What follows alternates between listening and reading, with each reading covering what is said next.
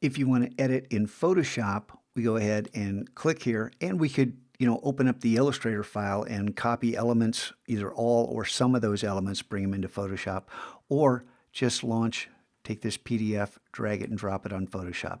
Now, hey, look, a logo that MacLab students created for a big event in San Diego. This was pretty cool. The work was on banners. It was all over the place. And MacLab kids did it. You too could design cool logos. Now, when this dialog box opens up, just make sure it's not on grayscale or you don't get any colors. RGB is what you want. And then 150 is still really big. If this opens up and it says 300, dial it back to 150 and click OK. Now, when we work in Photoshop, there's all kinds of things you can do. If I just jump this to a new layer and then use auto tone, whoa, how did that happen? Command Z. Okay, I jumped it to a new layer and auto tone is right here. Image, auto tone. Shift Command L is the shortcut. And I do that sometimes just to see what's there. Now this is way too intense. And what you can do is come over here and lower the opacity. Now you can click and drag the opacity to lower it, or you can use the number pad. 5 is 50%. 3 is 30%. And I might say, hey, this is a good basis for me to jump off from and head into Camera Raw.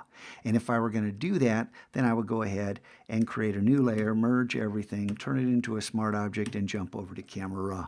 And now you guys should know this process from everything else. Something new. And if this opens up in this little window, you want to click that green button. I don't know what all that is about, to get to full screen so you can see what you're doing, right? Don't work in a little cramped workspace. And then you can have fun with Camera Raw. You can also crop this. You can do a dozen other things. Have some fun exploring. I don't want to give you too much instruction here, too much guidance, because I want you to begin to explore in Photoshop and take advantage of what you've learned so far. And I'll share some of my stuff in the days and weeks to come, some of my strategies.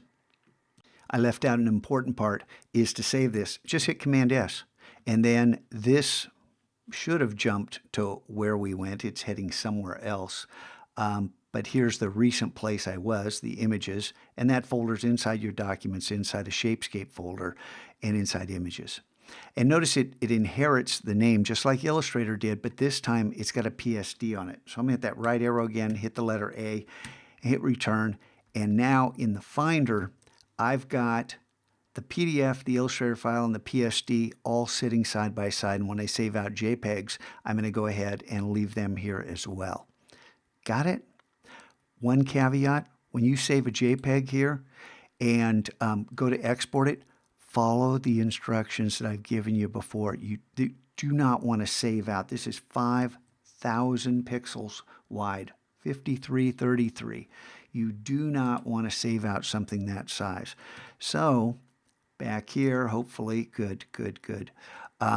If we go to the tips and techniques, how to save out your files, save for DPE, watch that video if you haven't done so already, okay? And learn from it.